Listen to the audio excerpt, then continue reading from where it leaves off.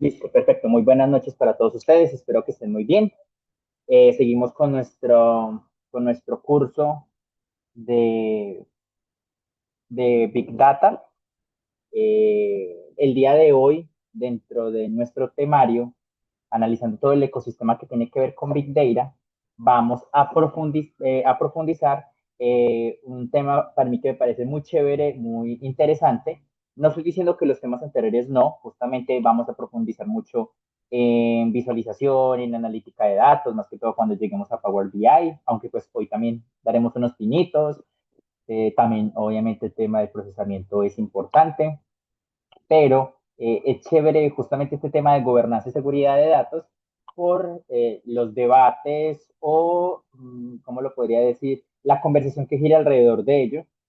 Y justamente cuando doy esta parte del curso, me gusta como profundizar un poco en mostrarles cómo el Big Data, que no es bien protegido, llamémoslo de alguna manera, puede utilizarse con fines complejos, que fue algo que pasó en la historia.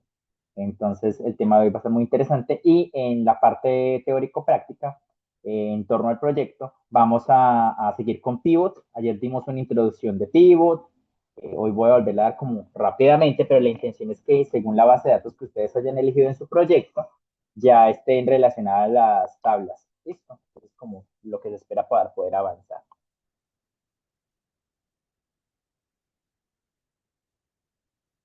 Listo. Entonces, con la contextualización de las últimas clases, vamos a preguntarle a Jimmy. Yo creo que yo a Jimmy no lo he escuchado. Jimmy, buenas noches, ¿cómo estás?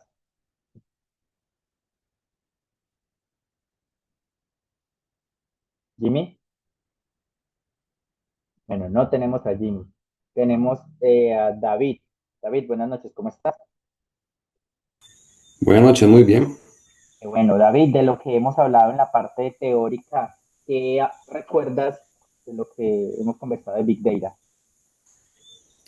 Hablamos de Big Data, ya hemos hablado de la fuente de datos, que todos participamos cada vez que nos metemos a Internet para crear datos, el consumismo que manejamos, entonces se crean datos, también de la ingestión de datos. La antepasado estuvimos en almacenamiento de datos, procesamiento de datos y ya estamos en la parte de análisis de datos, que fue lo que vimos en la clase anterior, que es el Perfecto, listo. proceso de explorar, limpiar y transformar e interpretar grandes volúmenes de información. Y en la parte de análisis de datos, pues la vez pasada estuvimos viendo los lenguajes de programación, como son Python y SQL para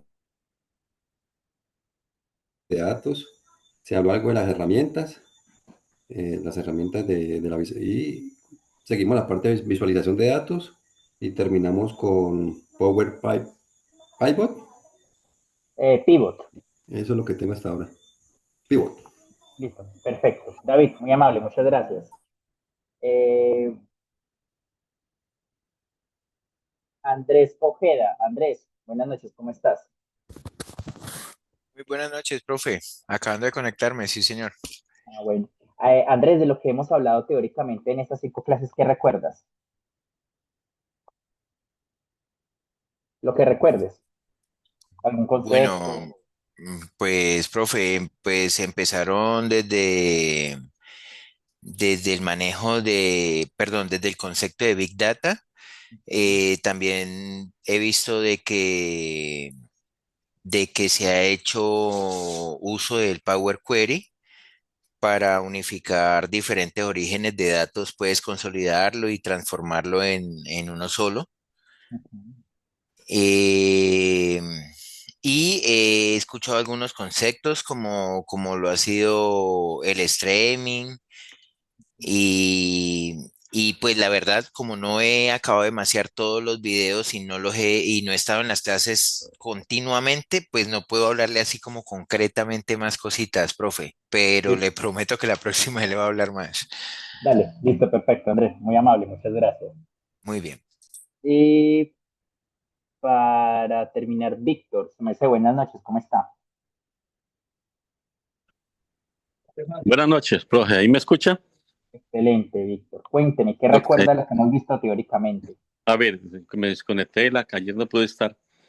A ver, me acuerdo del tamaño, pues, para ser considerado los datos como una fuente Big Data. Sí. Me acuerdo el tema de lo que decías, el manejo de la información a través de la plantilla Excel, irla transformando al manejo de los datos en Power Query, creo que es, y el otro es el primero, se me escapa en este momento. Pivot. ¿Cómo, perdón? Pivot. Hemos estado con Query y con Pivot. Eso.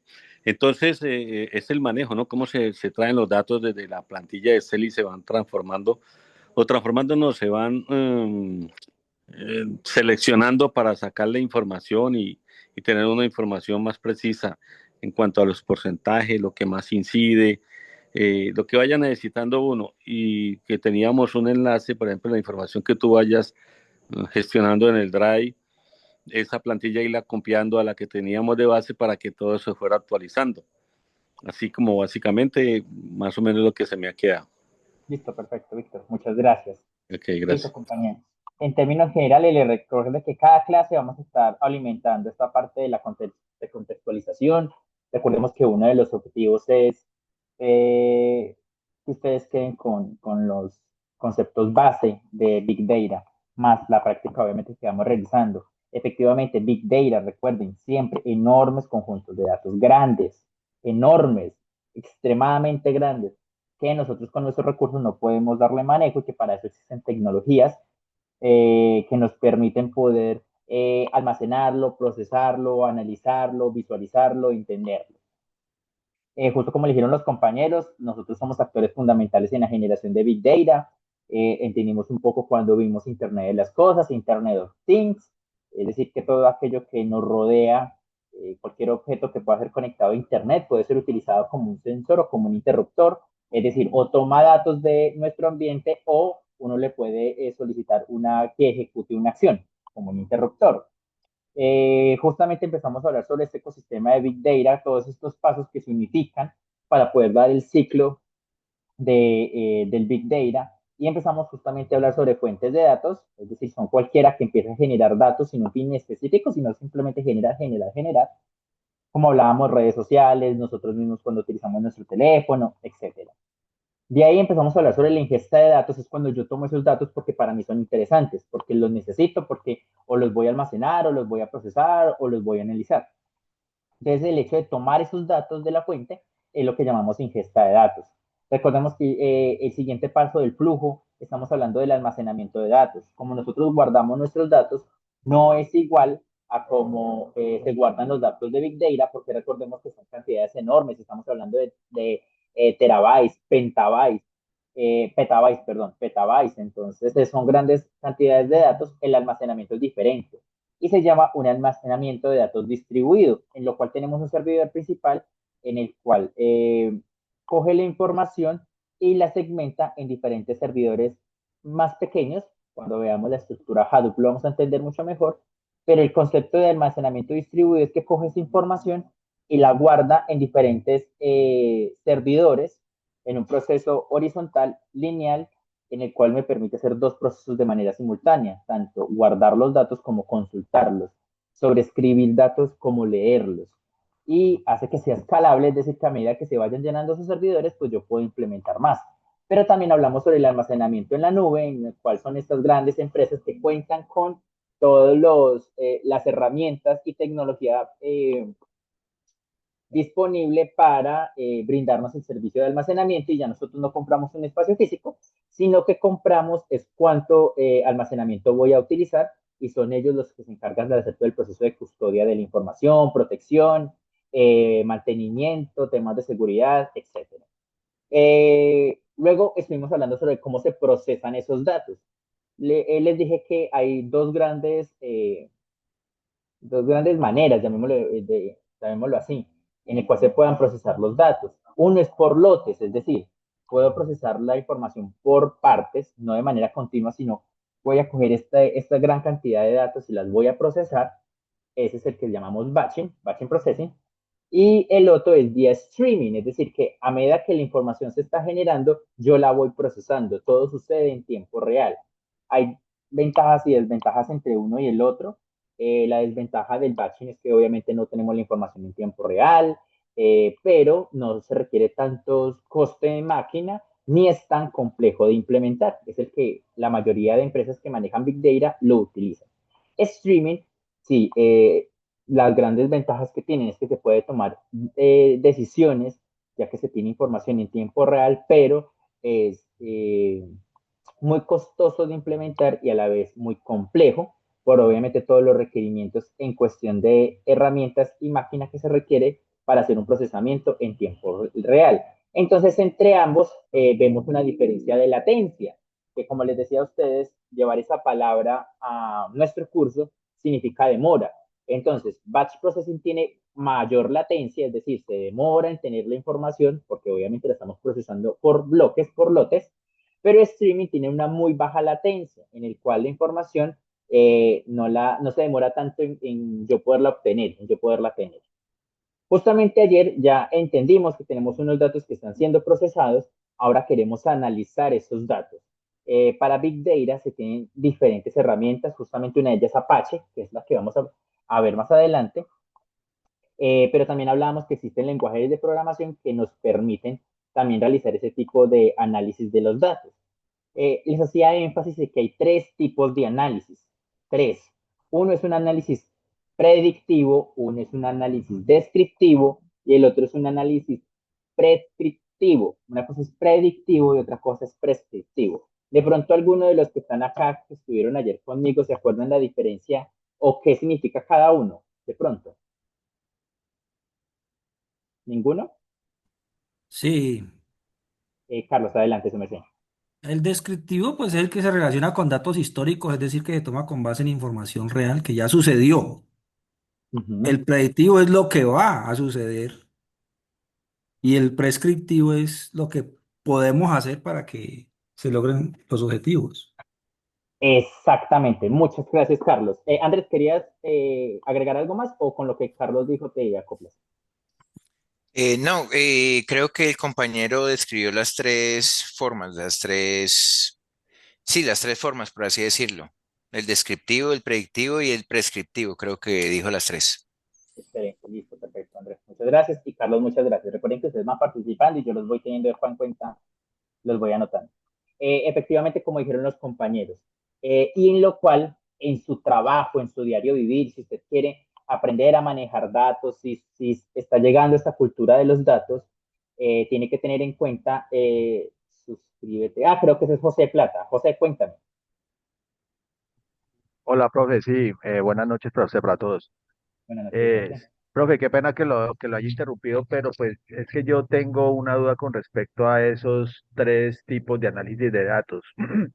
Eh, digamos, si se quiere llamar, en una curva de aprendizaje en el tema análisis de datos, Ujú, lo que yo entiendo es que primero se arranca por el análisis de datos descriptivos, mucho va en el orden en que usted lo está mostrando o del descriptivo puede pasar al prescriptivo sin necesidad de pasar al predictivo. Es eso de pronto si usted nos puede, como a través de un ejemplo, indicar si eso tiene que ir en esa línea recta de primero hacerlo descriptivo, después lo predictivo, después prescriptivo o no tiene ninguna condición para el análisis de datos. perfecto, listo. Eh, yo te voy a hablar sobre más allá como analista de datos, te voy a contestar como docente. Eh, Tú puedes aprender lo que quieras sin necesidad de tener un prerequisito de algo. Ejemplo, muchas veces me decían a mí, no, es que para entender mejor Python y y entender Java, tienes que empezar con C++, porque ese es uno de los lenguajes de programación más ladrilludos. Pero sin necesidad de aprender C++, no lo sé, la verdad. Puede aprender Java, puede aprender Python. Entonces, mucha gente, por ejemplo, tú puedes aprender a multiplicar, un niño pequeño puede aprender a multiplicar, pero pedagógicamente se puede generar una red de conocimiento para entender el tema más específico si aprendes a sumar, ¿ya? Entonces, no hay ningún problema en que las personas se enfoquen o las empresas o que los analistas se enfoquen en aprender de el análisis prescriptivo, que es como el más top. O sea, ese es al que le apuntan las grandes empresas, es el que de verdad le debe apuntar la analítica de datos, hasta tener análisis prescriptivos. Pero digamos que para poder entender a profundidad cómo yo puedo mantener mis tendencias para que se cumplan o para que cambie mi futuro o para que se sostenga, que es el prescriptivo, lo interesante sería empezar desde las raíces y conocer el prescriptivo. El orden que aparece ahí, a mi vista como profesor, es el recomendado, aprender a implementarlo. Vuelvo y repito, puede haber analistas o puede haber ingenieros que estén completamente, que no estén de acuerdo conmigo, me digan, no, Jonathan, pues yo doy un asalto al prescriptivo. Claro, lo pueden realizar, pero no sé si de pronto vieron la presentación de ayer o las personas que, bueno, les cuento a las personas que no estuvieron, justamente para el tema de análisis y visualización de datos, se los dejé en la presentación, les coloqué un estudio que yo realicé con una base de datos de trabajadores frente a un tema de rotación. Para poder entender una hipótesis como, ¿será que el salario entre las personas que ganan menos salario son personas que tienen más la tendencia a rotar? ¿O alguno de los estados civiles influye más en que roten en una empresa? Teniendo en cuenta que rotar significa es ese índice en el cual personas de la organización renuncian, ¿cierto? Que justamente como colocaba ayer en el ejemplo, eso es costoso para las empresas, entonces las empresas buscan tener un índice de rotación bajo, es decir, que las personas no renuncien, sino que se queden en sus organizaciones. Entonces, claro, yo de una puedo hacer prescripciones o hasta predicciones de ese tipo de datos, pero pienso que la derecha es primero entender, ok, una de las hipótesis dice, dependiendo del tipo de cargo, hay cargos que rotan más que otros. Ok, entonces la derecha para mí es entender cuántos cargos tengo. Entonces, y cuántos cargos tengo y cuántas personas tengo en esos cargos, ¿cierto? Eso sería interesante.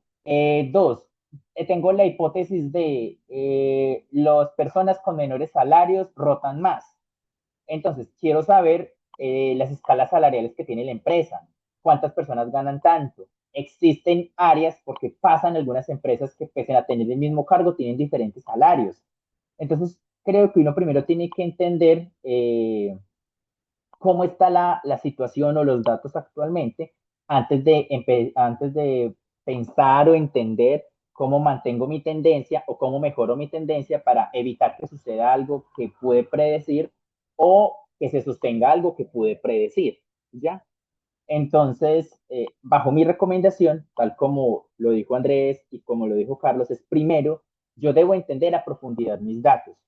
Y para poder entender a profundidad los datos, esto es justamente algo que habla en análisis de datos, es entender estadística descriptiva. Es decir, necesito describir mis datos actuales de la manera más sencilla, entender la sumatoria de mis cargos, el promedio de los salarios, cuál es el cargo con mayor número de trabajadores, cuál es el cargo con menor número de trabajadores, buscarlo como a desmenuzar lo más posible, porque cuando yo lo desmenuzo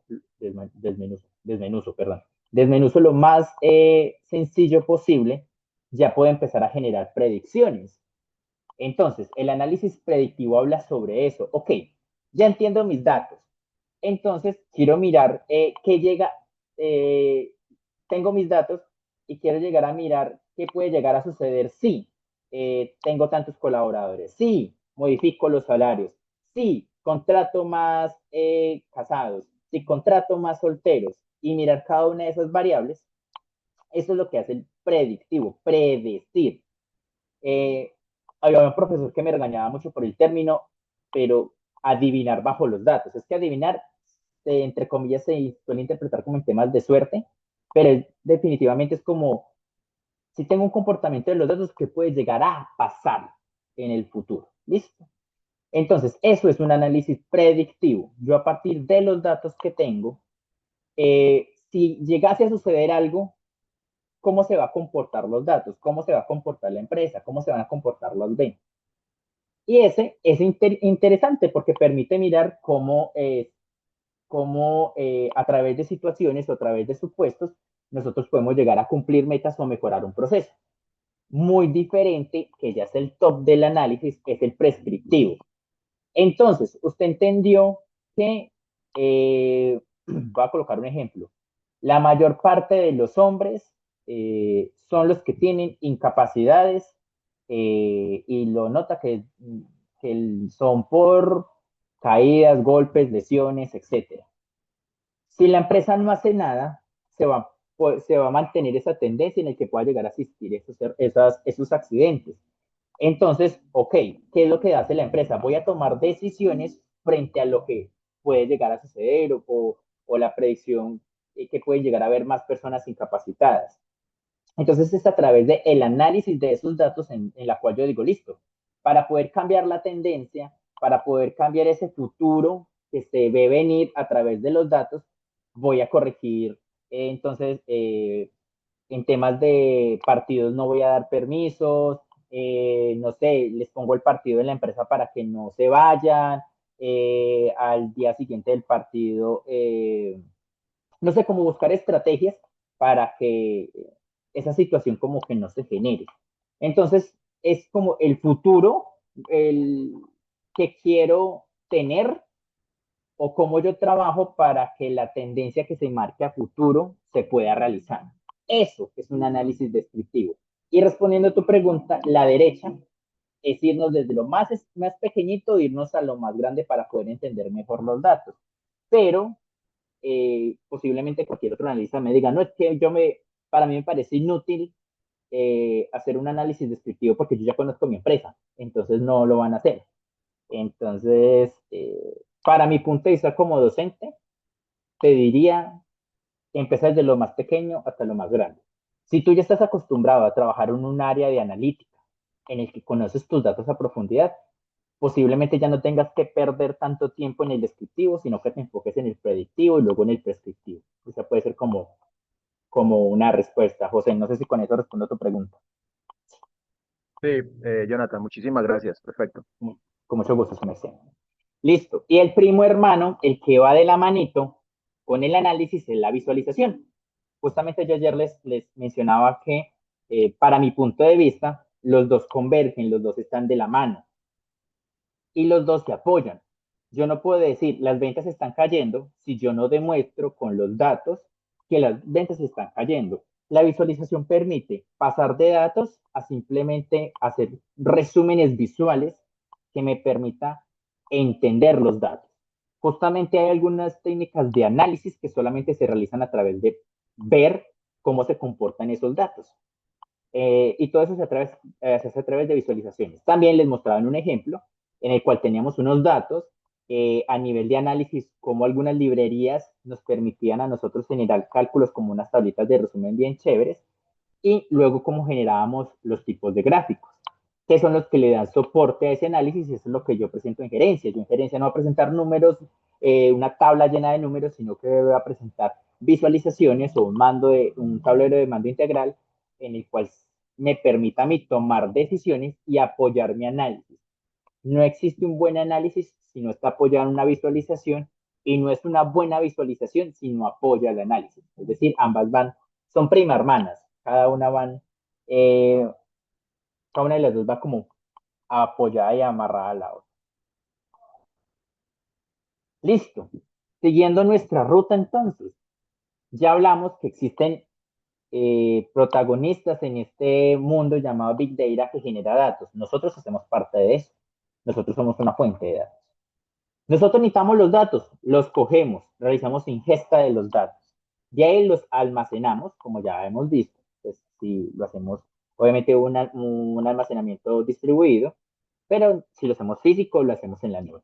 Hacemos un procesamiento que ya sabemos que puede ser streaming o puede ser batch processing, y nos lleva al análisis de los datos y a visualizar los datos. Uno de los últimos puntos y más importantes es hablar sobre la gobernanza y la seguridad de los datos. ¿Qué significa gobernanza? Cuando una empresa, cuando una entidad, cuando digamos así, una unidad hace uso de datos, ya de por sí viene con una responsabilidad de cómo poder manejar esos datos. Cuando se habla de gobernanza, se habla de todas esas estándares que se tienen que cumplir para que, uno, mi cliente, mi usuario, sepa que la información que le estoy mostrando está bien porque cumplí con un protocolo para poder hacer dicho análisis, y segundo, para poder también proteger los datos. Es decir, yo debo de hacer la acción de velar porque se cumplan por todos esos estándares y que mis datos sean confiables, y obviamente yo realice la protección de esos datos también de una manera confiable. La gobernanza de datos es algo que le damos como en este caso como un peso, porque no solamente ya estamos hablando de las políticas internas dentro de la organización, sino que también estamos hablando de los cumplimientos legales que se tienen que llegar a dar. En Colombia hay varias leyes que hablan sobre protección de datos personales, pero digamos que en la que centra más las bases de la protección de la información es la 1581. Entonces, cuando hablamos de gobernanza de datos, no es solamente las políticas internas de la empresa que tienen que cumplir esos estándares, sino que es la ley de cada país en la cual dice, ok, usted cómo debe de proteger esos datos. Entonces, entendemos como tipos de datos, que entendemos datos públicos, es decir, que el hecho de que se pongan en conocimiento no afecta a dicha persona. Ejemplo, Jonathan. El nombre Jonathan lo puede tener millones de personas, no hace alusión a mí solo. Entonces, eso es lo que consideramos un dato público. También consideramos datos privados. Son aquellos que sí identifican directamente a la persona y que pueden generar una cierta desventaja o desprotección al momento de ser divulgado. Ejemplo, números de teléfono. Ejemplo, correos electrónicos. Ejemplo, dirección de residencia. Ejemplo, dirección de trabajo. Ejemplo, ubicación geoespacial, es decir, que se puede ser ubicado a través de GPS. Todos esos tipos de datos son datos privados y que solamente los pueden usar con los fines específicos que el usuario o cliente haya determinado que se pueden usar. Y la empresa, organización o unidad que toma la información debe de hacerse responsable del manejo de dicha información. Y justo ahora, eh, la responsabilidad en temas legales es amplia y altamente demandable. ¿Por qué? Porque no sé si a ustedes les pasa que están normales y empiezan a recibir muchas llamadas de spam o empiezan a recibir correos electrónicos raros como usted ha sido seleccionado para una vacante de medio tiempo en talento humano de manera remota. Y todos esos son estrategias no quiero utilizar palabras técnicas, pero de fraude para poder robar sus datos, para poder hacer algún tipo de robo, para poder hacer suplantación de identidad, etc. Entonces, cuando hablamos de gobernanza de datos, es yo como unidad, cómo soy responsable de realizar buenas prácticas con los datos para garantizar que los análisis que estoy realizando son los correctos.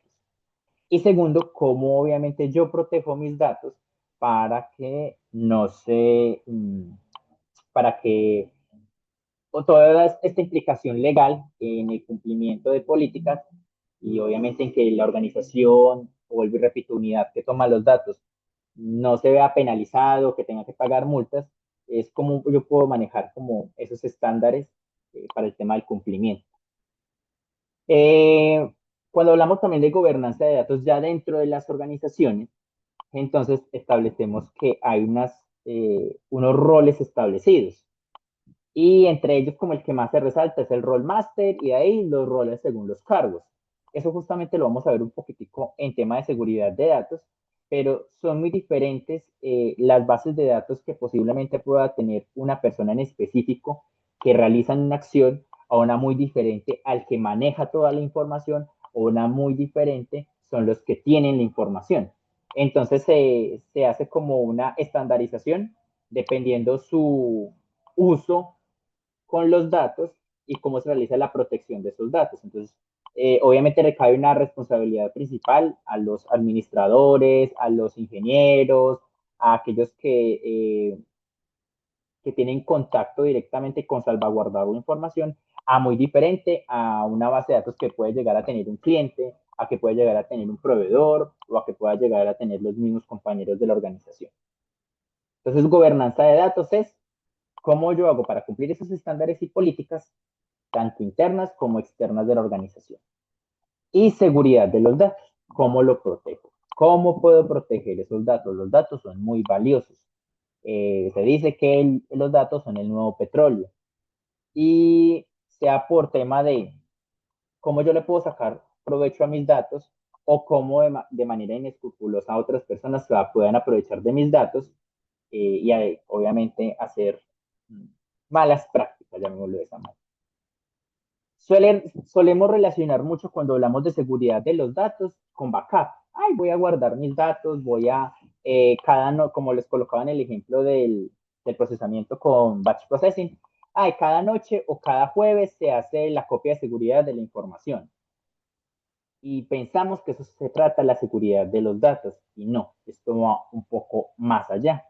Y aquí es donde empiezo entonces a contar con la participación de ustedes. Voy a preguntar, Saúl, su merced, buenas noches, ¿cómo está? Hola, buenas noches, ¿cómo va, profe? Bien, ¿y usted cómo está, su merced? Bien, bien, bien, aquí detallado un poco, mucho trabajo, pero bien. Bueno, yo sé que usted puede. No, solamente una preguntita rápida. En temas de seguridad de los datos, si yo te digo autenticación y autorización, ¿cuál es la diferencia entre uno y el otro? En temas de seguridad. En términos de seguridad, bueno, autorización es una autorización que es un estándar como el permiso.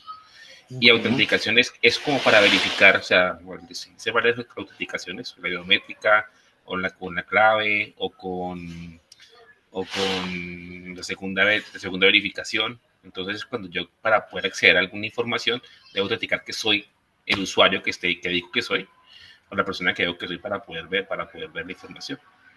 Entonces, Perfecto. autenticación. Exactamente, Saúl. Muchas gracias por tu participación.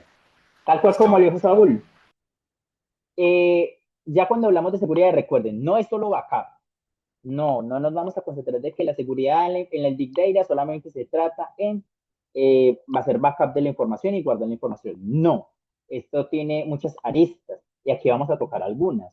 Una de ellas es la importancia de la autenticación y la autorización. Autenticación tal cual como le dijo el compañero es, ok,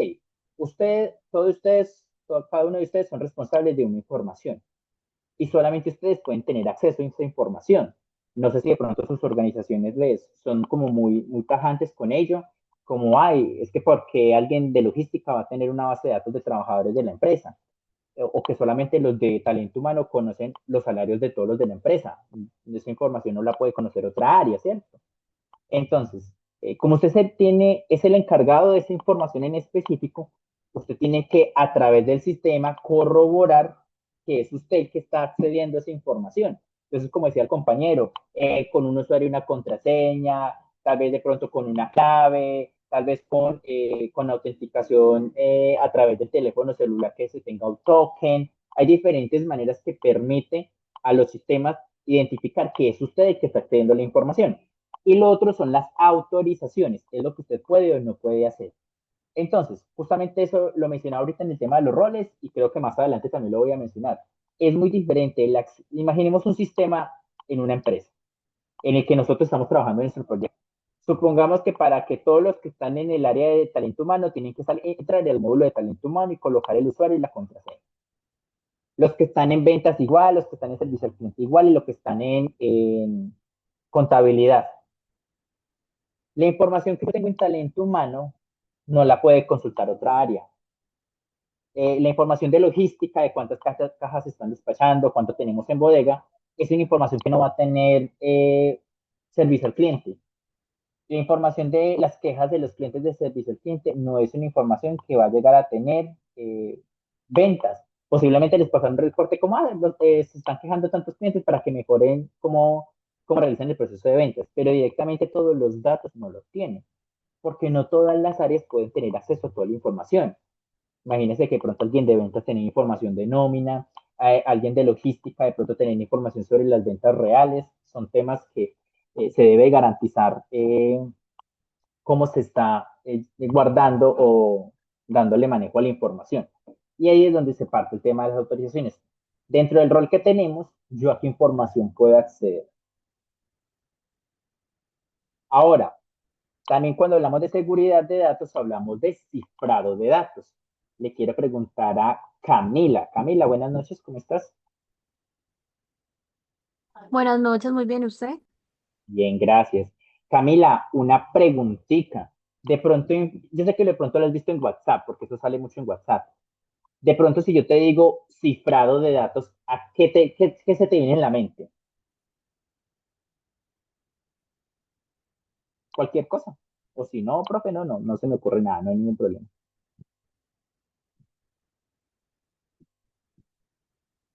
Camila, No, no se me viene nada, profe. no te preocupes. Eh, Eduardo Marín, si me hace buenas noches, ¿cómo está?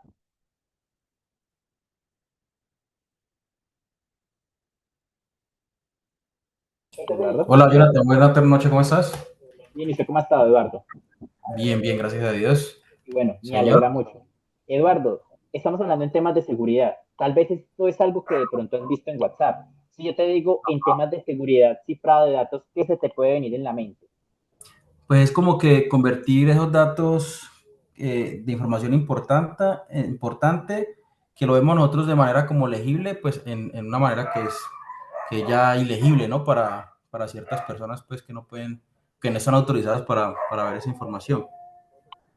Es como decir encriptarlo, ¿no? Que es como la palabra, pues, que se usa ahí en esa parte. Sí, señor. Muchas gracias, Eduardo. Muchas gracias por su participación. Sí, efectivamente, cuando hablamos de cifrado de datos, es un proceso que se realiza de parte y parte. Imagínense la información que se genera, la información que se almacena y la información que se utiliza, se lee, se procesa, se analiza o se visualiza. Recordemos que todos estos temas están generando, lo estamos generando alrededor de Big Data, ¿no? Entonces, tenemos ya un documento que está siendo tomado, ¿cierto? Y ese documento, obviamente, si nosotros lo tenemos en nuestro servidor, dentro de nuestra arquitectura de Big Data, no tenemos mayor inconveniente. Pero recordemos que muchas de las actividades que pueda llegar a tener una organización, una empresa o una unidad que maneja datos, es que tenemos que estar conectados a Internet, ¿cierto?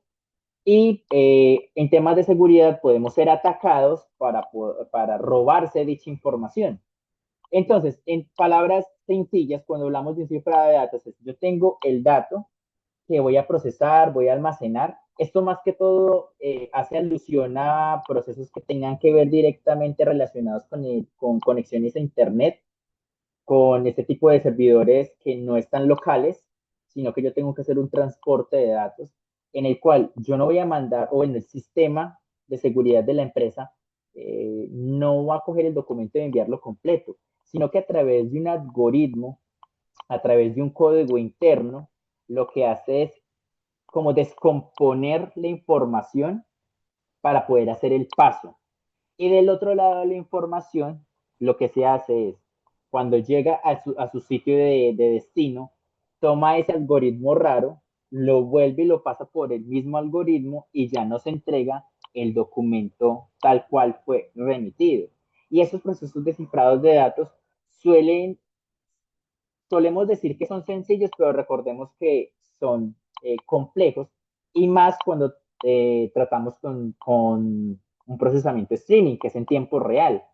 Pero el tema del cifrado de datos lo que permite es eso, en el cual no estemos tan expuestos a la información porque pues, no se manda de la manera natural, organizada como está, sino que a través de este cifrado lo que hacemos es eh, se cambia esa estructura de datos de una manera que, como dice el compañero, parece lógica, no tiene estructura, no se entiende, pero cuando llega a su destino final vuelve a ser cifrada y vuelve a ser organizada a su estructura normal. Eso como dando un pequeño ejemplo de lo que se llama el cifrado de datos. Gabriel, cuéntanos, ¿cuál es tu pregunta? Sí, es una pregunta. ¿El cifrado es equivalente al encriptado? Si nos vamos técnicamente, hay grandes diferencias. frente a la tecnología que se utiliza. Pero, es que no quiero utilizar palabras tan técnicas, pero podemos decir que tiene la misma lógica. Tiene la misma lógica en el El proceso propósito de... es el mismo, diría yo, ¿no? Sí, exactamente, sí, sí, el propósito es el mismo. ¿Qué es lo que se busca? Recordemos que más que todo el tema de cifrado de datos, no estoy diciendo, porque pues puede llegar a suceder, que no se utilice en servidores locales o en una arquitectura física, como lo estuvimos diciendo. Esto más que todo aplica cuando tenemos arquitecturas que están en la nube. Ese traspaso de la información, pueden haber fallos en nuestro sistema de seguridad y que nos pueden tomar la información. Entonces, por eso es que existe este tema de cambiarlo para que no sea fácil de interpretar por la persona que está robando la información, entre comillas, porque no conoce cuál es el algoritmo por el cual se pasó esa información.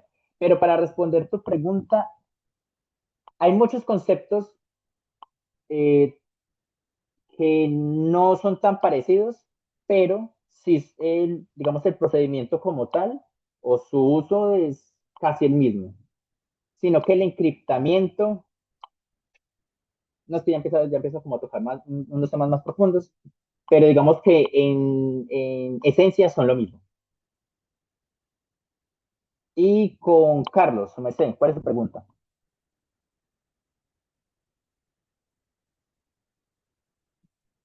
Eduardo, dije Carlos, perdón, era Eduardo.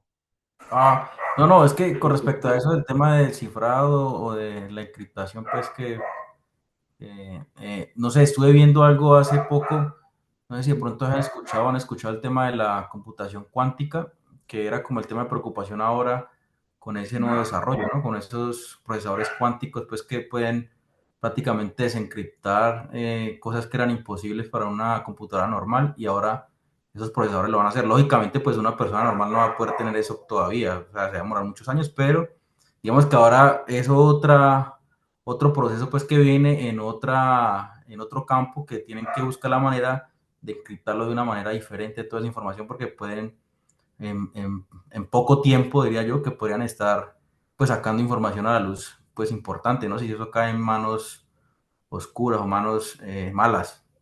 No sé si de pronto has escuchado el tema. Sí, aunque digamos que para mí sí fue muy emocionante, porque eso fue un desarrollo que lo presentó Google. Eh, mm,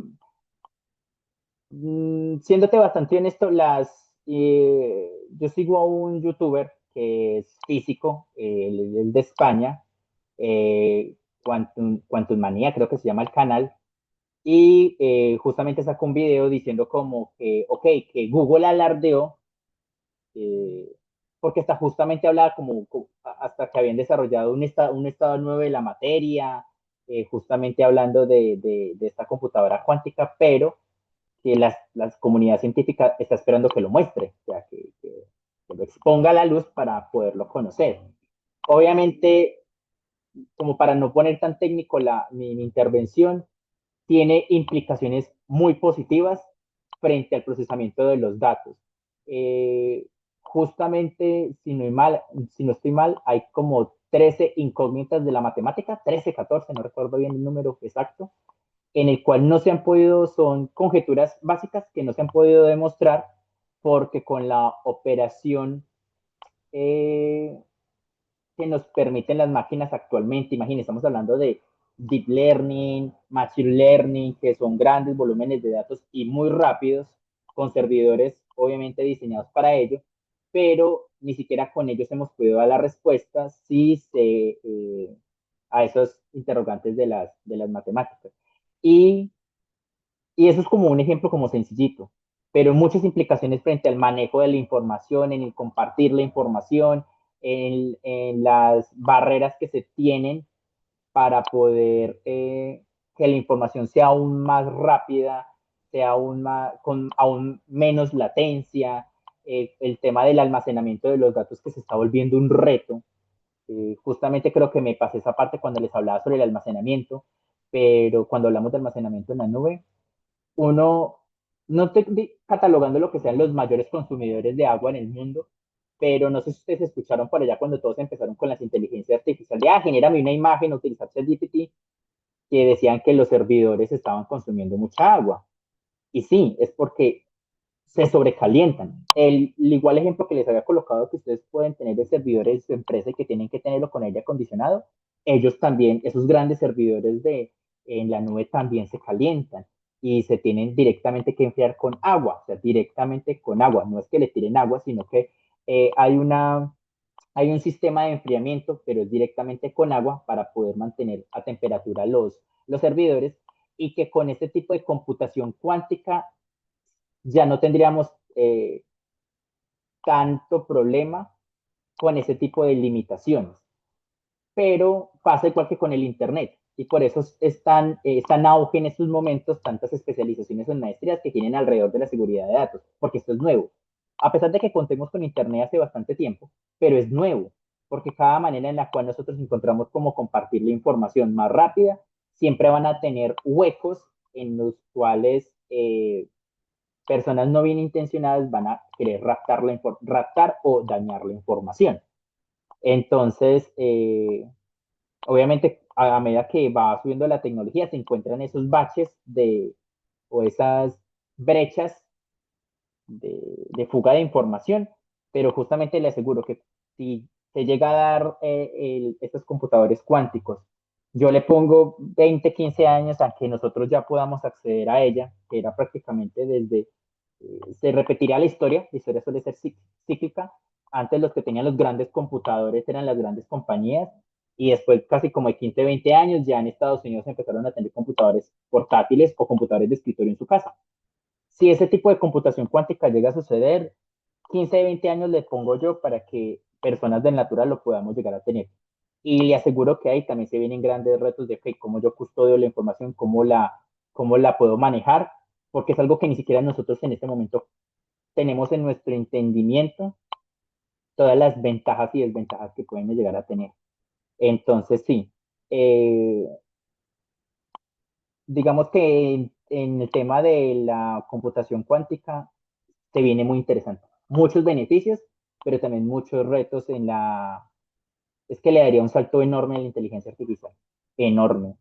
Y ya te aseguro que podrían generar fácilmente, sin errores, videos del presidente diciendo barrabasadas, tuyas diciendo cosas que son moralmente incorrectas, y así muchas más situaciones que pueden llegar a haber una gran dificultad en tema del manejo y la seguridad de los datos. Pero redondeando tu pregunta, la comunidad científica todavía está a la espera que Google lo presente. O sea, porque lo que presentó a través de su rueda de prensa es algo que uno dice, Dios mío santo, eso está muy bueno. Pero lo último que recuerdo que decía este físico era que estaba esperando la comunidad científica pues que lo mostraran o que dieran el acceso para poderlo utilizar y ver obviamente sus ventajas y desventajas.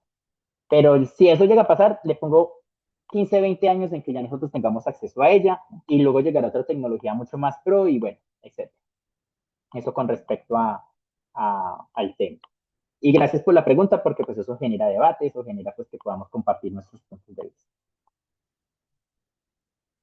Listo. Igual hay dos, ¿no? En ese momento hay dos, ¿no? Está la de Google, que es la que dices que habían hecho un procesador cuántico y también está la de Microsoft, ¿no? O sea, eso ya vienen varias marcas haciendo ese tipo de cosas. Pero justamente la que en este momento es la que se tiene como más, o sea que como más expectativa frente a lo que presentaron es la de Google. Porque es que, digamos que la esencia... Escuché ¿Señor? mucho también la de Microsoft, que creo que llama Majorana, si no estoy mal. Esa la escuché mucho, que también era más revolucionaria, no sé. O sea, la vi, no profundicé mucho en el tema, pero sí recuerdo el nombre. Que era la de Microsoft y estaban los dos. O sea, que se dan la guerra de los dos, Microsoft y Google. No, sí, constantemente. O sea, entre los dos están buscando cómo tener el monopolio de la información. Pero digamos que la que se puso a alardear a nivel internacional de las ventajas que tenía el procesamiento de la información a niveles cuánticos y las ventajas en temas de almacenamiento y procesamiento, como para no hacerlo muy largo, fue Google y si no estoy mal, creo que eso fue a inicio de año o a final del anterior y hasta el momento no he visto como noticias en las cuales aquí ya está tienen acceso o conozcan este procesamiento cuántico. Listo, ahora me voy con Andrés Peña, su merced. Buenas noches, ¿cómo está? Profe, buenas noches, ¿cómo está? Excelente, ¿y usted cómo va, su merced? Muy bien, gracias. Qué bueno. En el tema de seguridad de los datos, si yo te digo datos en reposo, datos en uso y datos en tránsito, ¿tú qué crees que es eso? Eh, pues los datos de reposo dirían que son los que están almacenados, asegurados de alguna forma. Sí, Los correcto. datos ¿no? Los datos en uso los que estoy procesando y en tránsito los que están siendo procesados o analizados. ¿Entendería yo algo así, profe? Excelente, muchas gracias. Me gustó esa interpretación. Sí, ojo, por eso es que les digo que hay especializaciones y maestrías que se están enfocando mucho en el tema de la seguridad de los datos. ¿Por qué? Porque yo no puedo enfocarme, y más hablando de Big Data, que vuelvo y repito, eso es una cosa enorme, un monstruo inconmensurable. Es muy diferente proteger esos datos, en, pensarlos como datos y ya, sino entender que al igual que el agua tienen tres estados, digamos que son los tres estados más aceptados en temas de seguridad que se tocan. Es muy diferente yo proteger y asegurar mis datos en reposo, es muy diferente yo proteger mis datos en tránsito y es muy diferente yo proteger mis datos en uso. Cuando yo hablo de reposo, tal como lo decía el compañero, son los que usted tiene por allá. Imaginémoslo usted en su computador, ¿cierto? Aunque recordemos que estamos hablando de Big Data, es una cosa enorme. Son esos datos que ya están guardados ahí en su servidor, en su torre, en su disco duro. Están ahí, usted no los está usando. El video de los 15 años que le tomó su hija hace un mes, el que no está viendo el día de hoy, sino que usted ya sabe que tiene allá guardado, ahí está. Ese archivo de Excel con el que usted trabaja en su empresa y que está ya en el computador y que en ese momento no lo está usando porque pues usted está en su casa. Esos son datos que están en reposo, quietecitos, están almacenados. Y es muy diferente las políticas o todos los estándares que yo coloque de seguridad en otro tipo de estados que en ese.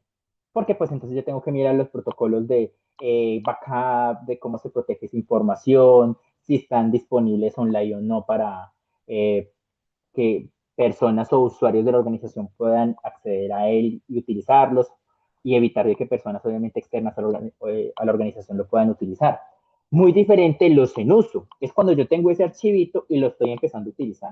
Es cuando usted abre su Excel, cuando usted abre su video, cuando usted abre su basecita de datos, cuando usted entra al sistema de la empresa, cuando lo está usando, cuando en tiempo real está interactuando con él, son hay protocolos de seguridad muy diferentes que los de reposo, porque ahí es donde también ya entra como actor la persona que lo está usando.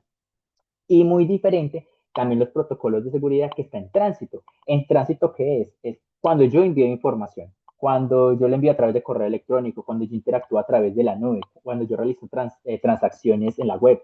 Cualquier tipo de interacción. Cuando hablamos de tránsito, recordemos que yo no me estoy enfocando tanto en servidores remotos, en servidores físicos, sino en aquellos que están en la web o en la nube.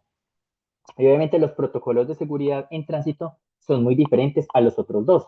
Acá es donde viene interactuar el cifrado de datos, ya en temas de protección y seguridad de la información es donde hablamos de encriptación. Eh, Sí, no quiero como muy técnico. Al punto es que cada uno de esos tres estados, cada uno de ellos tiene un protocolo de seguridad completamente diferente.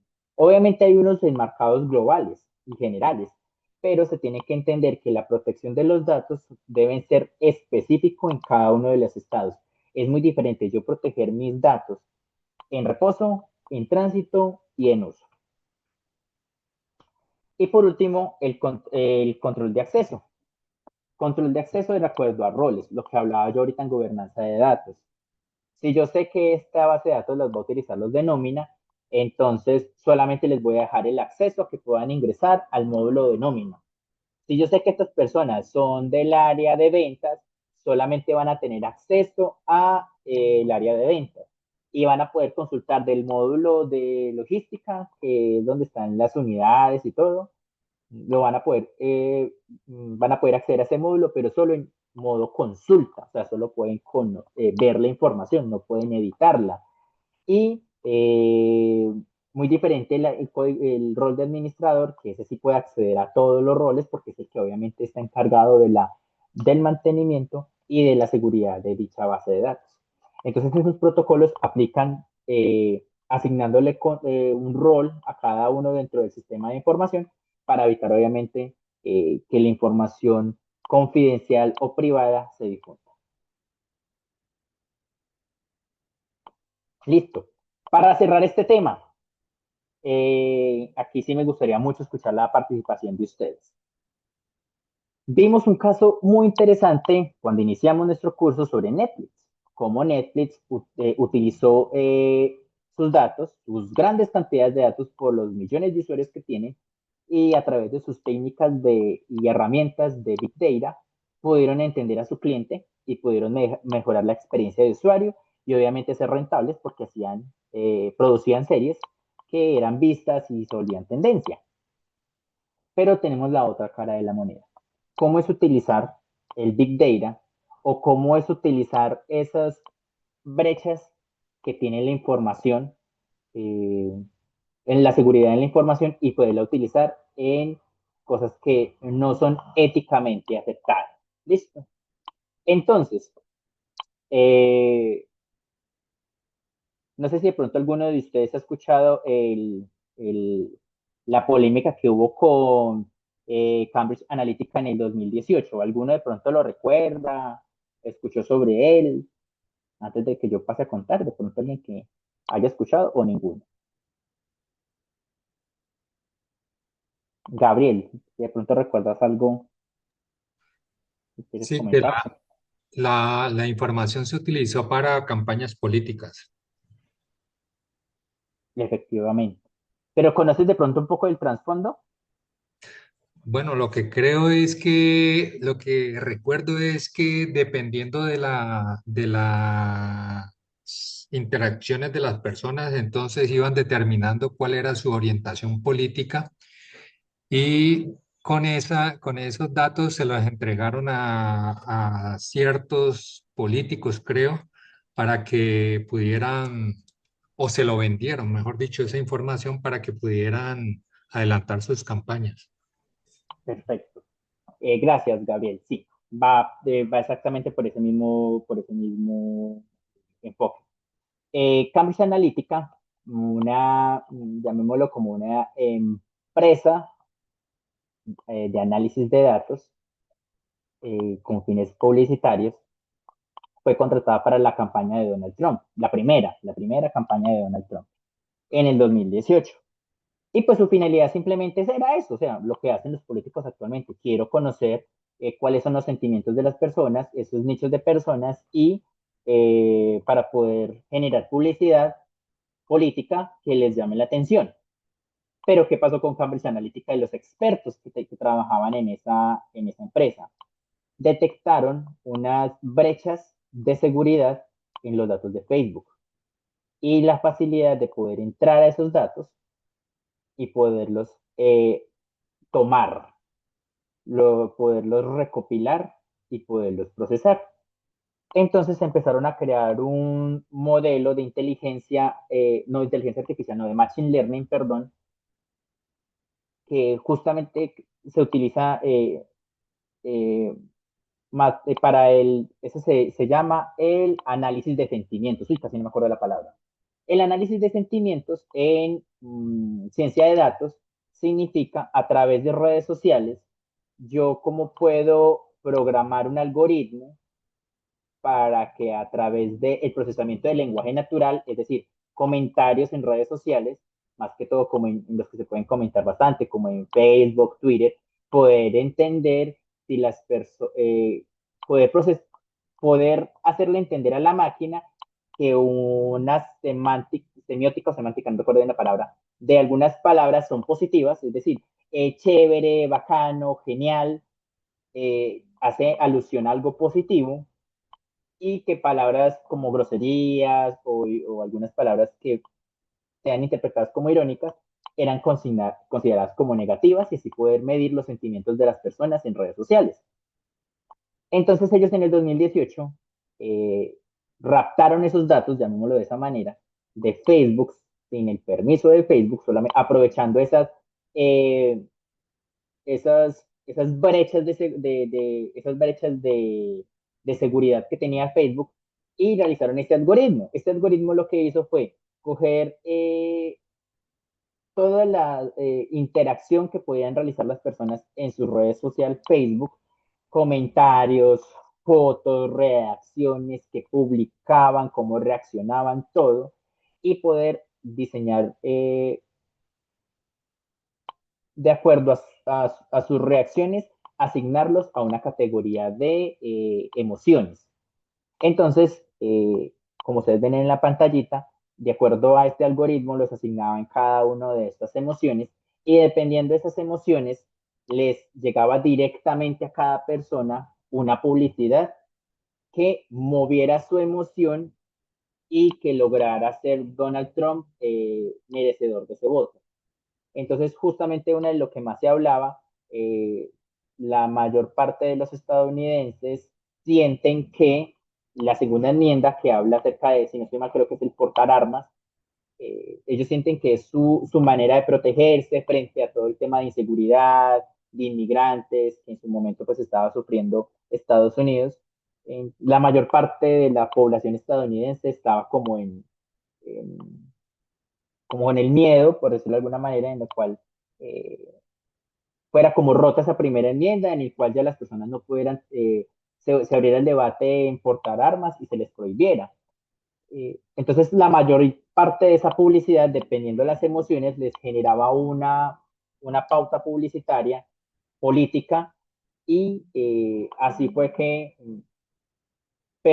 persuadieron sin su consentimiento a las personas, y Cambridge Analytica, ellos se mofan diciendo que fueron ellos los que le dieron la presidencia a Donald Trump. Y frente a testimonios, hay, ¿cómo se llaman? Documentales frente a este tema, en el cual las personas afirman de que sí, que una de las intenciones de voto por Donald Trump fueron porque a través de sus publicidades que le salían, movieron sus emociones y dijeron, no, yo por mi seguridad, por mi familia, por mi empleo, hacer América grande de nuevo, que era su lema, voy a votar por él. Y por eso es que Cambridge Analytica se mofa diciendo que fueron ellos los que le entregaron la presidencia a Donald Trump. Y justamente ahora con su segunda elección, digamos que por el mandato se me olvidó el mandatario anterior de Estados Unidos, ver tantas falencias que él tuvo, volvieron como a recordar esos sentimientos que le generó Donald Trump, y muchos de ellos por eso volvieron a reincidir su voto en la reelección, y por eso él actualmente es presidente, pero girando a través de esas emociones y tomar esa información que no fue de una manera correcta. Ojo, en su momento no había ningún tema normativo frente a esa brecha de seguridad que encontró Cambridge Analytica para poder sacar los datos. Éticamente no fue correcto, pero jurídicamente le intentaron como buscar como la penalización. Sí, creo que perdieron en algunos puntos en específico de cómo tomaron la información, pero como tal, por haber persuadido a las personas, no tuvieron como una penalización por parte de la ley. Pero eso hizo que a través de esa situación, pues obviamente Facebook empezara a pensar mucho más en su seguridad, porque ya eran responsables de mucha de la información personal que estaban colocando sus usuarios dentro de su red social. Y esto es un poco lo que ejemplifica el mal uso de el Big Data en la actualidad. No sé si de pronto a ustedes también les ha pasado que, dependiendo su visión política, en algunas redes sociales les sale o no información que apoye o que contradiga un poco su posición política. Frente a este tema, no sé si alguno quiere opinar, quiera comentar frente a este alcance de, lastimosamente, las fallas de la seguridad que nos podemos enfrentar en Big Data. De pronto alguno quiere opinar frente al tema. Me gustaría escucharlos. Por ejemplo, hoy no he escuchado a... Ah, eso perfecto, me gusta. Gracias, Gustavo, adelante. Buenas noches, profe, ¿cómo estás? Bien, excelente. Mira que, ¿Cómo está? equipo, ¿cómo están? Buenas noches. Bien, gracias, profe. Pues mira que aportándote un poco a eso de la brecha de Cambridge, también leía yo que no solo resaltaba a Donald Trump, sino que regaba fake news acerca de los contrincantes. Creo que en ese tiempo era Hillary Clinton, la contrincante de Donald Trump. Entonces en algunos estados reforzaban temas como de infidelidades y cosas así para desprestigiar el candidato. Entonces eso sirve pues para muchas cosas, para reforzar y para desprestigiar también. Las fake news están inundadas por todo lado. Entonces es como lo que usted decía, y creo que a nosotros nos pasa mucho, y aquí en el hogar pasa que uno normalmente menciona algo y al rato usted está viendo publicaciones en el Facebook, solo con mencionarlo, no sé si es un tema de algoritmos o qué, ya alguna necesidad, y te comienzan a generar la necesidad, y todas tus redes se ponen en pos de la necesidad que usted tenga. ¿Para qué? Para que usted al final adquiera un producto que realmente o no necesitaba o simplemente lo mencionó. Entonces creo que el uso de las redes va más implicado en los permisos que nosotros le otorguemos, y en lo que usted siempre ha mencionado en varias clases, que no hay nada gratis, en el tema de la virtualidad. Entonces, mientras que usted accede a tener algo gratis, Facebook, WhatsApp, TikTok, por otro lado usted está entregando sus gustos, está entregando su ubicación, está entregando registros fotográficos suyos, y todas esas bases de datos son recopiladas y vendidas al que las necesite. Entonces, mira, necesitamos personas que opinen acerca de esto para meterle esta publicidad. Pagan, y por ahí es donde están cobrando las redes sociales su pedazo, y por eso es que son tan eficientes y ganan tanto dinero, porque trabajan siempre con nuestros datos, ofreciéndole al mejor postor, ofreciendo. Entonces pienso que de esa forma es un mal uso para la red, pues digamos que un mal uso de información, porque lo hacen básicamente como sin consentimiento, pero uno al final está dando el consentimiento del uso de datos. Sí, totalmente. Gustavo, muchas gracias por tu intervención. Y sí, aquí lo delicado fue eso. Digamos que nosotros, acepte usted las condiciones y términos de uso, nosotros estamos diciendo que pueden utilizar nuestra información. En este caso, en el de Cambridge Analytica, no. O sea, simplemente fue un algoritmo eso se llama web scraping, así que no me acuerdo el término. En palabras más coloquiales, es una manera en la cual yo puedo entrar a un sitio web y poder sacar información. Eso lo suelo enseñar mucho yo con ejemplos. Dame un segundo a ver si de pronto me da. Dame un segundo. Vamos con las cosas.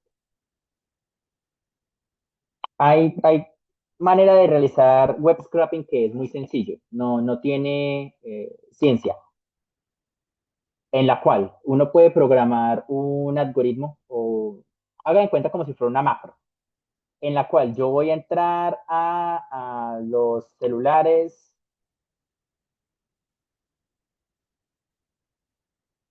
y a través de un código, lo que va a hacer el código es tomar el nombre del celular, la calificación que tiene, las características más importantes, el precio y si de pronto actualmente tiene algún descuento.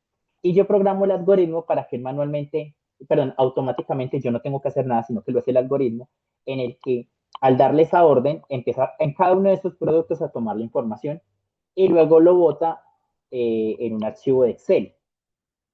Eso es una técnica de web scraping. Web scraping es como escarbar, como sacar datos de la web. Eso fue lo que en términos generales hizo Cambridge. No pidió autorización de los datos en Facebook, aparte de, pues acá lo estoy colocando, bueno,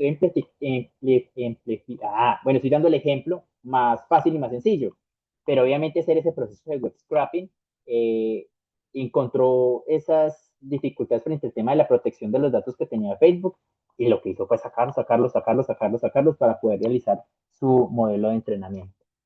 Listo. Entonces, ahí queda como también para que ustedes lo tengan en cuenta que los datos también pueden ser utilizados de una buena manera. Listo. Esto con respecto a parte teórica. Volvemos entonces, mis estimados, con la parte práctica. Les invito a que mientras yo voy hablando vayan abriendo su base de datos. Recuerde que abren la base de datos que estamos utilizando con el query para tener varias hojas con las bases de datos que vamos a llegar a necesitar. ¿Listo? Jonathan, buenas noches. Yo tengo una inquietud aquí. Claro, Carlos, cuéntame. Resulta que estoy revisando precisamente, ya la había abierto, tengo abierta la información que se generó ayer en la tabla de empleados. Resulta que Sí, uno señor. de los campos que se le hizo el proceso de modificación, que es la edad, yo en este tico lo tengo en la tabla, en la base, en la que consolidé, y la edad me da con el 40.5315, o sea, me coloca todos los decimales que venía manejando. Pero resulta que cuando yo verifico la consulta, yo me acuerdo, y esa consulta está en el nombre, en el campo, lo tiene con dos decimales, porque cuando se hizo el proceso de transformación de cálculo de la edad y todo eso, y que le colocaban los dos decimales, en la consulta, mejor dicho, para resumir, en la consulta de Power Query me aparece con los dos decimales, pero cuando lo carga a la base de datos, a la de Excel, me lo carga con todos los decimales. No sé por qué hace eso. Claro, Carlos, compárteme tu pantalla que ayer un compañerito nos mostró cómo poderlo redondear a que no se vean decimales. Entonces, adelante, compártenos su pantalla. Mientras Carlos nos va compartiendo la pantalla, todos vayan abriendo su archivo. Recordemos que estamos hablando de que estamos consolidando todo en Query, donde consolidamos en Query para generar el flujo. Listo. ¿Ya? Entonces, en el de la edad, el compañero nos enseñó lo siguiente. Ahí donde está el símbolo de pesos. Sí, para que lo corrijamos de una, porque sí. Mira, En ese momento aquí donde está el viendo. símbolo de pesos, tiene los dos decimales, ¿cierto? Sí. Aquí. Ahí está con los dos decimales. Cuando le digo cerrar y cargar, acá en la tabla me deja los 4 decimales. Ok, En perfecto. teoría, asumo yo que debería transformarlo, ¿no? O sea, debería colocarle con los que se generaron en la consulta. Sí, con los dos decimales. Pero en este caso vamos a quitar entonces los decimales. Listo. Entonces volvamos a editar.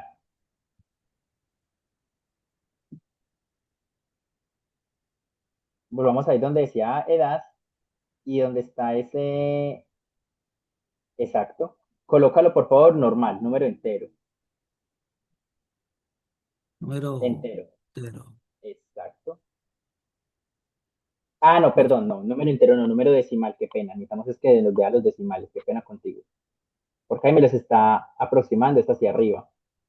¿Se le Número ha decimal. colocado moneda o número decimal? Número decimal. Sustituir al actual. Ah, porque es que ya el paso estaba, ¿no? Sí, pero lo podemos sustituir. No hay ningún problema. Listo. Porque ¿qué es lo que pasa? Si tú estás notando, cuando lo estábamos redondeando a 41 y pues él todavía no tiene 41 años, él los cumple el 8 de diciembre. Entonces, lo que vamos a hacer es párate porfa en la columna y nos vamos a transformar.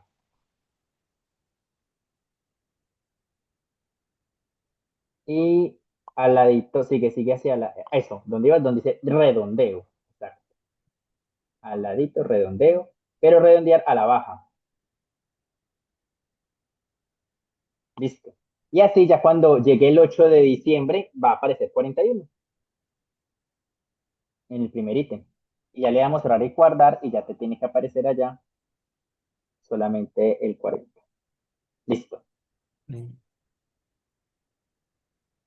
Pero de todas maneras, igual me queda la inquietud por qué no hace el proceso acá cuando se dejó allá con dos decimales y acá lo trajo con todos los decimales. Pues Listo. no sé. También otra manera es donde parecía redondear. En vez de redondear a la baja, hasta redondear, lo podemos colocar también a dos decimales. También es otra opción. Sí, puede ser. O sea, habría que hacer la prueba, pero Digamos claro. que aquí en el modelo de datos podemos hacerlo de dos maneras. Uno es desde allá, se supone que con el símbolo de pesos en moneda solamente me debería de traer dos decimales, es el supuesto. Pero pues estamos notando que en tu caso no te está trayendo los dos decimales. Entonces lo que podemos hacer es desde Power Query realizar la adición y en redondearlo colocarlo a dos decimales para que solamente nos muestre dos decimales. Si quieres intenta si haces el ejemplo para que puedas practicarlo. Digamos que yo no le doy tanta trascendencia, ¿por qué? Porque en tal caso que solamente necesitemos el número entero o solamente necesitemos dos decimales, aquí vamos a manejar pivot, porque digamos que hace parte del flujo de trabajo, pero cuando lo llevemos a Power BI, en Power BI yo también puedo seguir modificando el formato. Es decir, pese a haberlo yo organizado en query, yo lo puedo volver a asignarle formato más específico. Y allá yo lo puedo volver a colocarlo a dos decimales. Entonces también es como la opción. Más fácil, como te dije, para que se quede bien en el query, de pronto redondearlo a dos Sí, decimales en puede opción de ser. Igual, redondeo. si como dices en el Power BI se puede hacer, pues no hay problema Sí. tampoco. Sino que me Cuando llamó la lleguemos atención a... por qué no hice el proceso allí. Sí, es que es raro, o sea, justamente si lo hubieras dejado arriba en decimal, tendría que aparecer todo. Pero en el símbolo de pesitos que ahí dice moneda, pero pues ese se llama decimal algo. Solamente deberíamos ser los dos primeros. David, dime, ¿qué pregunta tienes? Sí, ayer, creando las relaciones que teníamos en el último ejercicio de ayer, me dice, cuando estoy creando la relación entre ausentismo y reporte de nómina, me dice, no se puede crear la relación porque cada columna contiene valores duplicados. Selecciona al menos una columna que contenga solamente valores únicos. Compárteme tu pantalla y miramos eso. Ok.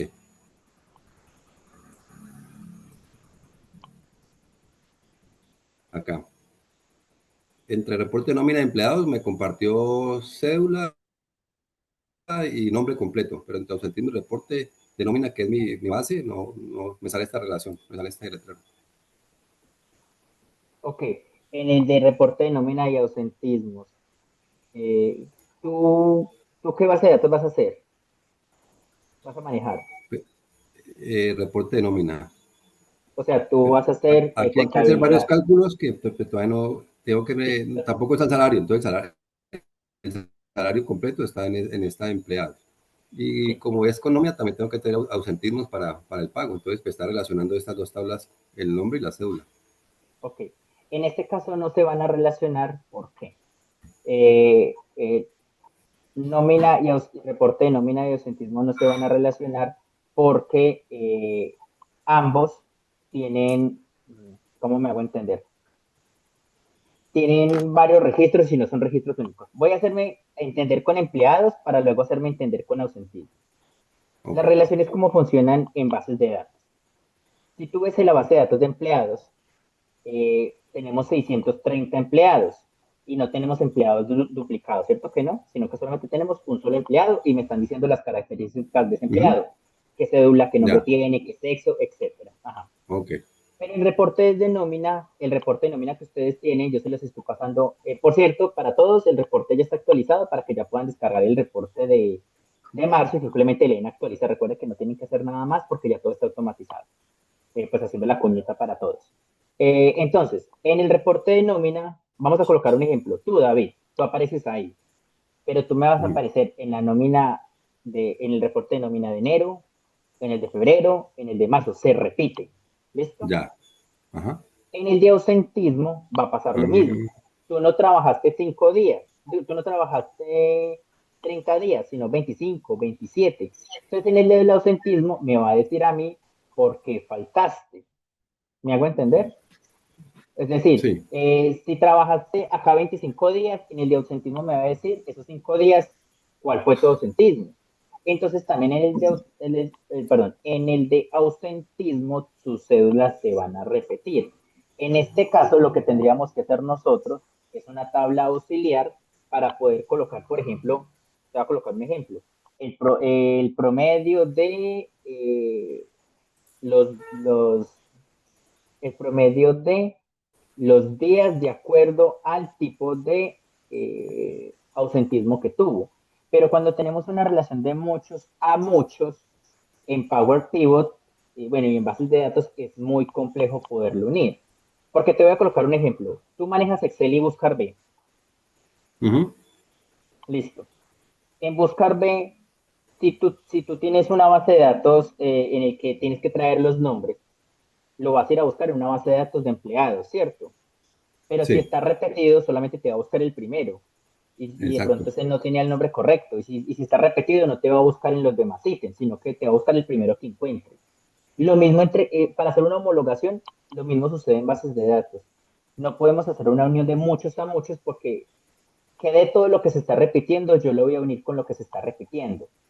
Siempre Eh, la eh, relación se tiene que buscar que sea una relación de uno a uno o de uno a muchos. Entonces, este ausentismo me tocaría primero como ya una tabla dinámica y ahí sí montarlo y cada mes lo mismo. Lo que podemos hacer exactamente es, en Power BI, tú vas a tener el reporte de nómina con, digamos, el ejemplo de los días que faltó fulanito.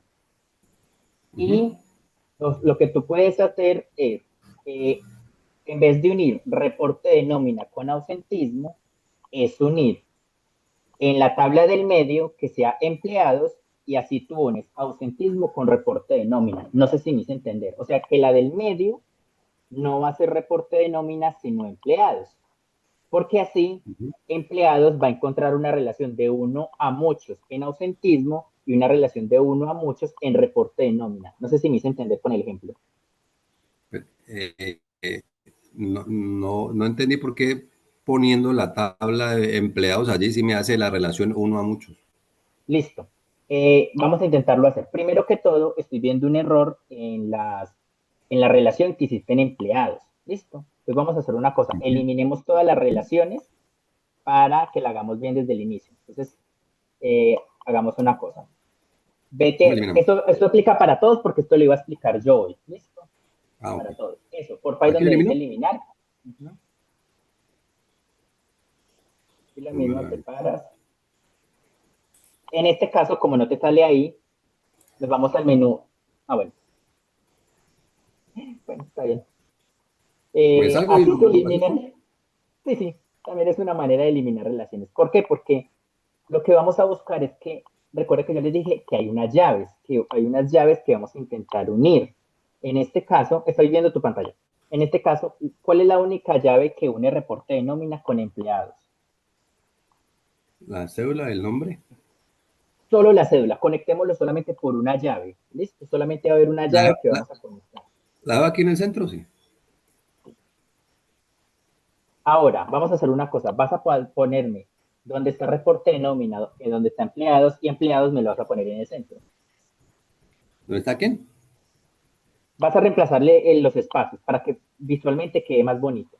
Reporte de nómina me lo pones donde está empleados y empleados me lo vas a poner donde está reporte de nómina. Exacto. Bueno, no tan allá. Listo. Ahora sí, realízame la conexión de cédula con ausentismo. De, ah, Porque hay un empleado que se va a repetir muchas veces en ausentismo y hay un empleado que se va a repetir muchas veces en nómina. Yo no puedo coger uno que se repite muchas veces en ausentismos y se repite muchas veces en nómina. ¿Me hago entender? ya, sí. Entonces, eso es una explicación muy compleja en bases de datos que estoy intentando como hacerla más sencilla. Siempre tenemos que buscar una tabla intermedia que nos permite hacer esa relación de uno a muchos cuando tenemos dos tablas que tenemos muchos a muchos. Listo. Pero que lo que Ya. tú acabas de hacer me parece excelente para que quede en la grabación por si alguno tiene ese tipo de dificultades. ¿Listo? Entonces siempre Ok, encontrar un listo. punto intermedio. Recuerda, para tu análisis acá en Pivot, tu enfoque es nómina, tu área es nómina, listo. Sí. ¿Para qué me va a servir esa conexión? Cuando nosotros nos conectemos a Power BI, cuando nosotros nos conectemos allá, esa conexión me va a permitir que tú vas a hacer un gráfico en el que el 90% del gráfico me va a hablar sobre la información que tú estás sacando de reportes de nómina, pero me parece interesante que tú digas, listo, yo uní esto con ausentismos, entonces esta persona trabajó en el mes de marzo, el promedio de horas de esta, perdón, el días trabajados de esta persona, que se pueda consultar por personas, puede tanto, pero me van uniendo arriba que se ausentó por tal motivo y tantos días, que tuvo permiso por tantos. Ahí se puede hacer un trabajo muy chévere en Power BI, pero lo que está aquí en Pivot, quiero que lo tengas en mente, lo que más vamos a trabajar es eh, temas de reporte de nómina y la conexión con empleados. ¿Listo? Muchas gracias. No, para servirle. Antes, gracias a usted porque vimos esa parte de las basecitas de datos.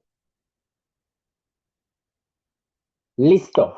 Entonces, breve repaso para lo que nos tuvieron ayer. Power Pivot me permite a mí poder generar modelos de datos para poder hacer esos análisis avanzados. Recordemos que Excel tiene un límite y Power Pivot rompe esos límites. Entonces, ¿por qué se llama pivot? Porque las tablas dinámicas en Excel se llaman, en inglés, perdón, se llama pivot table. Entonces, la palabra pivot, yo les decía que haciendo la traducción del español al inglés, es como arrastrar, mover, voltear, hace alusión como ese tipo de movimientos, que es lo que nosotros podemos hacer con los campos cada vez que los movemos en los 4 cuadrantes de las tablas dinámicas. Yo los arrastro, los muevo, los puedo pasar de filas a columnas, de columnas a filtros, de filtros a valores. Entonces, por eso el nombre de pivot. Y que la intención de él es poder generar modelos de datos, como nos estaba mostrando el compañero. Que, como ayer hicimos un ejercicio con las bases de datos que tenemos, hacer tablas dinámicas. Chévere, bacano, interesante. Pero eso no me dice nada a mí.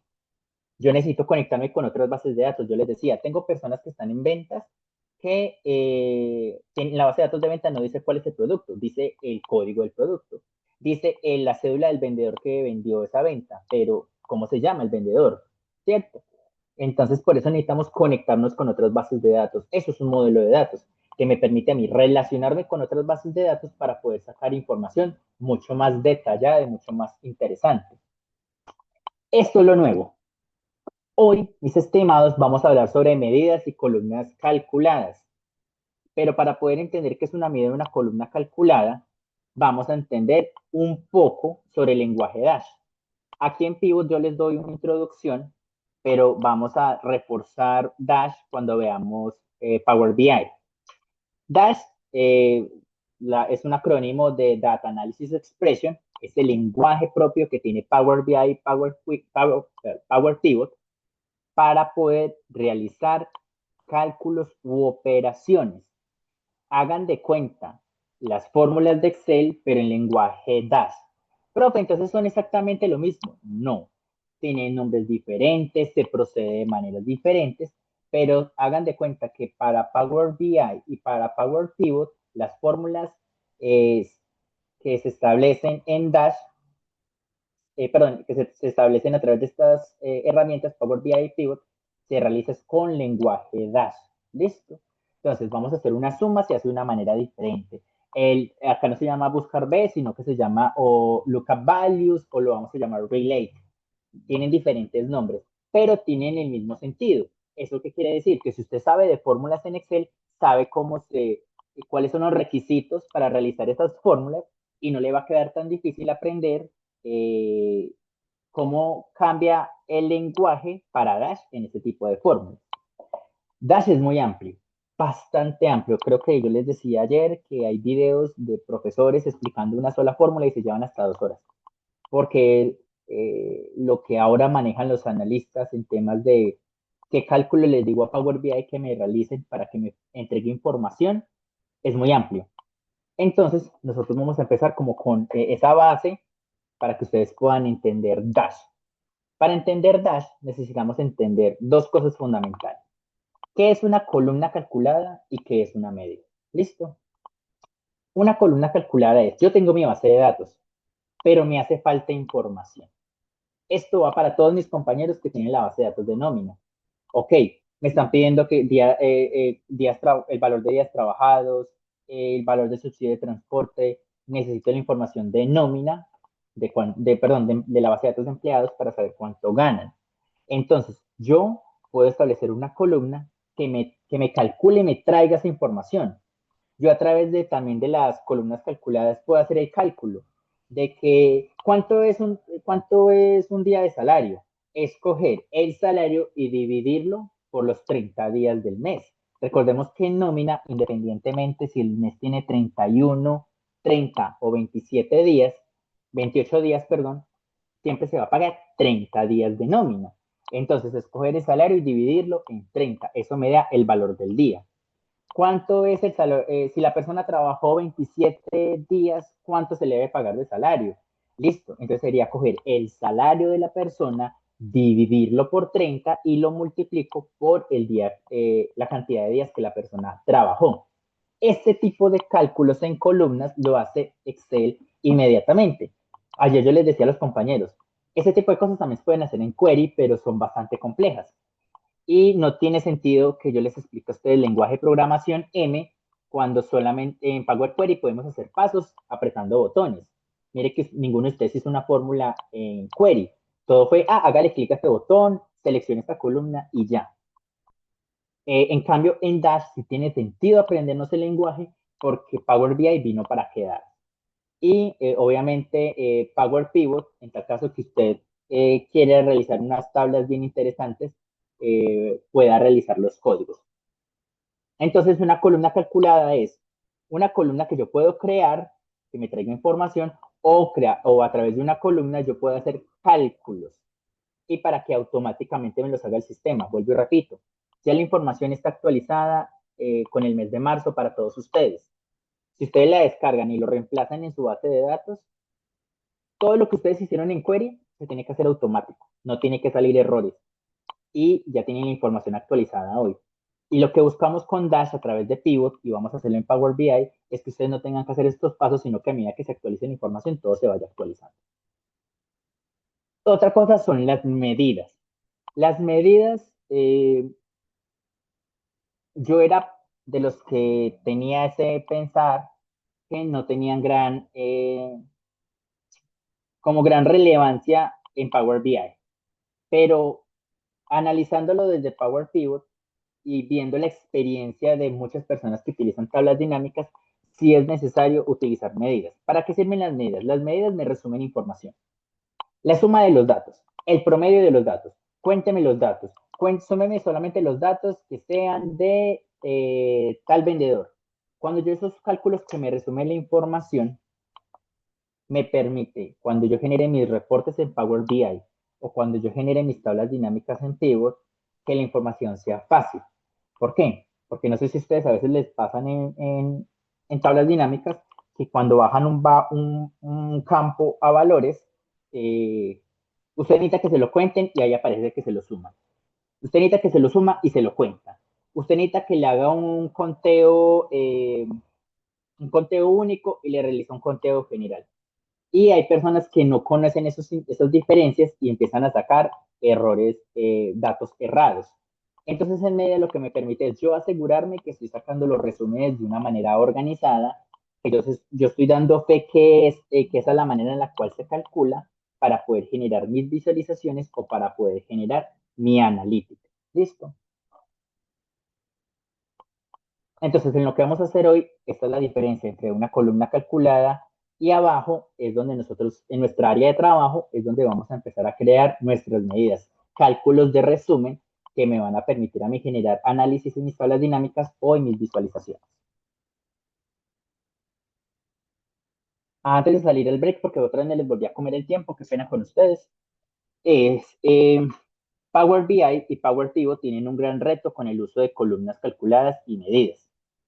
Porque todo es en Query, todos los pasos que nosotros íbamos realizando no generaba tanto peso al modificar la información.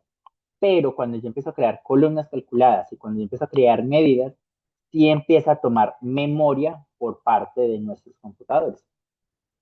Justamente cuando veamos Power BI de por sí es muy pesado para que corra.